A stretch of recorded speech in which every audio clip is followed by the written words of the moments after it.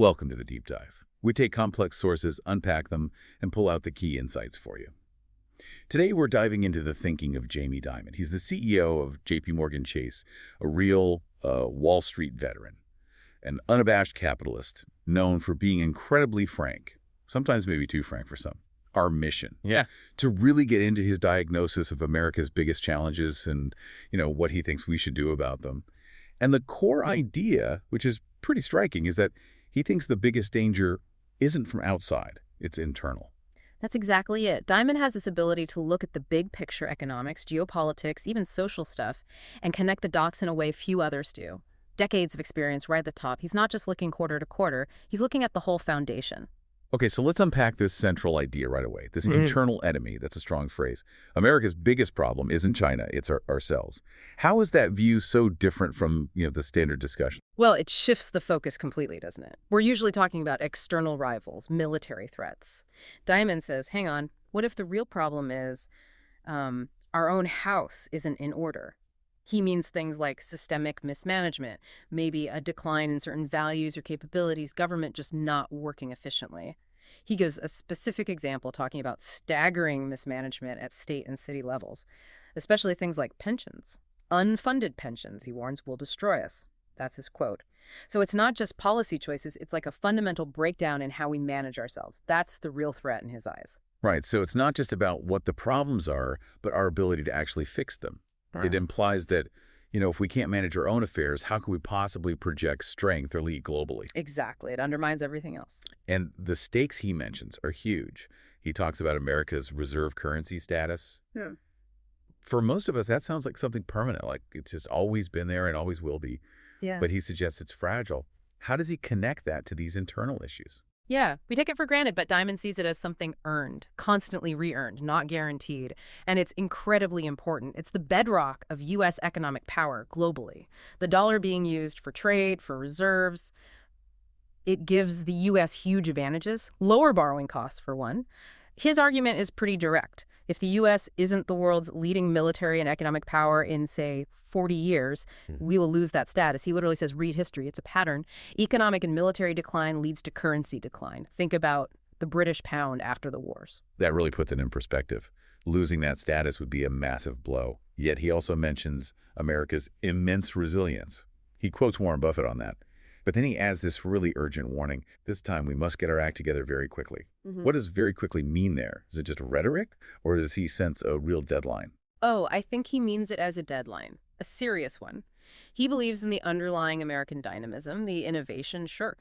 But he sees the current problems as incredibly deep and very quickly implies we don't have the luxury of time anymore. We can't just muddle through. Global leadership isn't static. You have to maintain your internal strength to keep it, and he feels we're slipping fast.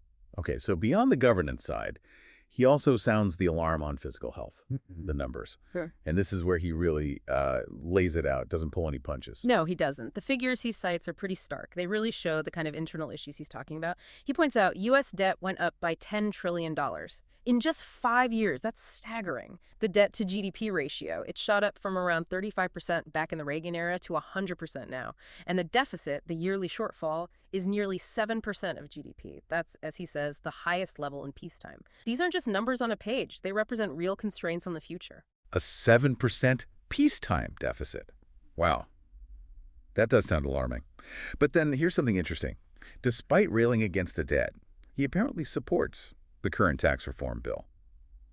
How does that square? Is he being inconsistent, or is there a logic there? It sounds contradictory at first, but his logic is, well, pragmatic.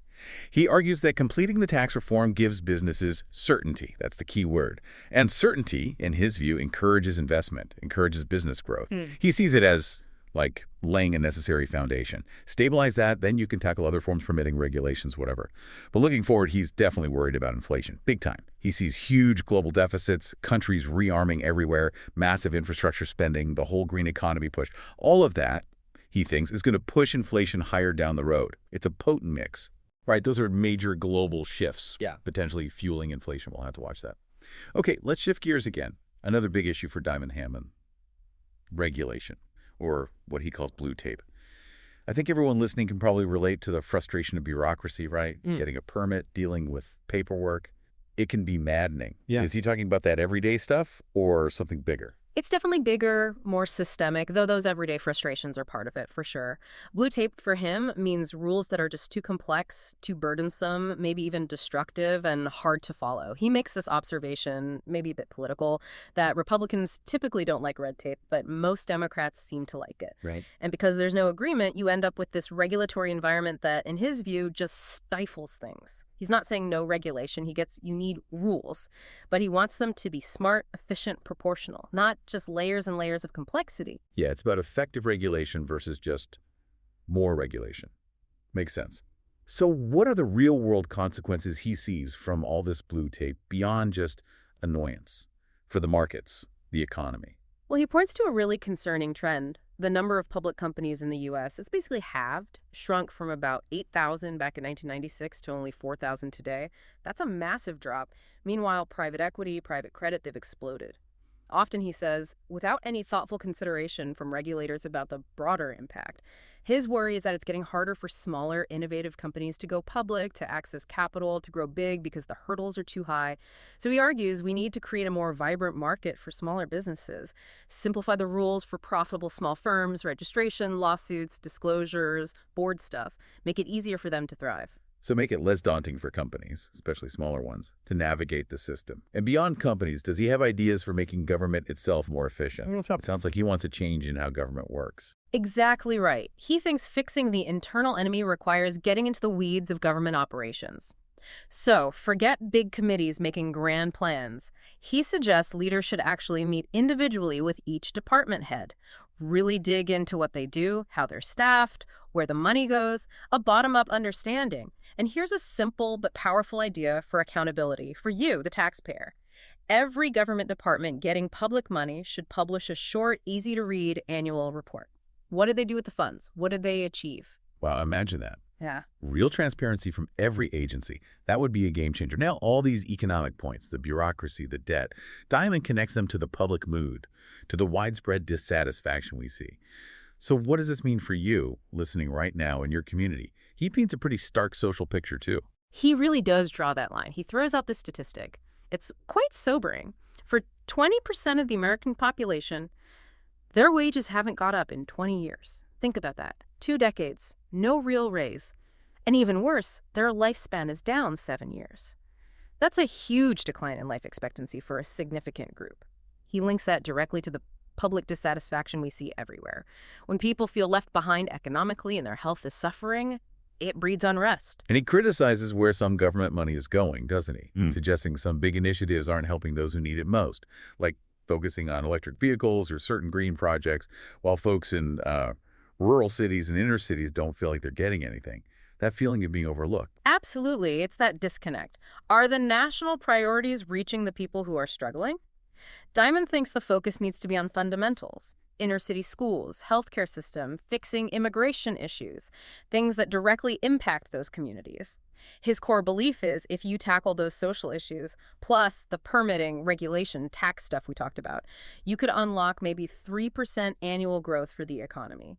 And if you get that kind of growth, he argues pretty boldly, all these problems would disappear. The economic tide would lift all boats, essentially. That's quite an optimistic view, that growth solves almost everything if we get the foundations right. Okay, let's look outwards for a moment.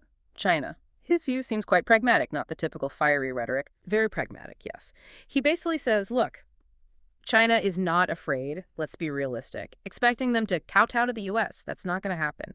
They plan long-term, they have vast resources. So his advice is, focus our engagement. Don't try to fight them on everything, like cheap manufacturing. Instead, zero in on critical national security-related areas. Things like rare earths, key medical drug components, maybe penicillin, potentially AI. Secure those supply chains. Be strategic. Strategic security, not just broad economic competition. And what about our own military readiness? He ties that back to internal strength, too. He does, and it's another stark warning. He says point blank, if there was a war in the South China Sea, we have missiles for 7 days. 7 days. That implies a serious lack of preparedness for a sustained conflict, a major vulnerability. So his advice, forget hoarding Bitcoin. Instead, the U.S. should be hoarding materials that are critically related to national security. Real stuff. guns, bullets, tanks, planes, drones, rare earths, tangible assets for defense, and crucially, he says, strengthen our allies, Europe, others. They need our help, and we need them as partners in this more dangerous world. Right. Building alliances is key. Okay, just quickly wrapping up, what about the Fed and AI? Two massive forces. His thoughts on monetary policy. He shows respect for the Fed, for Jay Powell, says they have a really tough job right now navigating all this uncertainty. He generally agrees with their current wait-and-see strategy. Makes sense given the mixed signals. But he does note the Fed often seems to be following inflation, reacting to it, rather than fully getting ahead of it. It's just that hard to predict. And he expects we'll see cracks emerge in the bond market eventually, given the rates and the fiscal pressure. And AI. Everyone's talking about it. Is it going to make everything cheaper, be deflationary? Diamond is cautious on the timing there. He sees AI as potentially very deflationary long-term, yes. It could drive down costs dramatically across the board. But, he says, not next year. Why? Because right now, companies are spending hundreds of billions of dollars just building the infrastructure, data centers, chips, R&D. That massive spending is actually inflationary in the short term. It boosts demand for materials, energy, skilled labor. He sees technology generally as this sort of cosmological constant, always pushing towards deflation over time through efficiency. But he thinks with AI, that process might accelerate significantly. It could be a much bigger deflationary force than past technologies, maybe fundamentally reshaping things over the next decade or so. So pulling it all together, Jamie Dimon's message seems incredibly clear. America's place in the world, its leadership, it all comes down to fixing our own house first, addressing these deep internal issues. Exactly. He believes in the resilience, but the clock is ticking. His words, again, must get our act together very quickly. The urgency is palpable. So as we wrap up, here's something for you to think about. Given Dimon's focus on internal strength being paramount, what single internal reform do you believe is the absolute most critical for America's future prosperity? Why that one? Lots to consider there.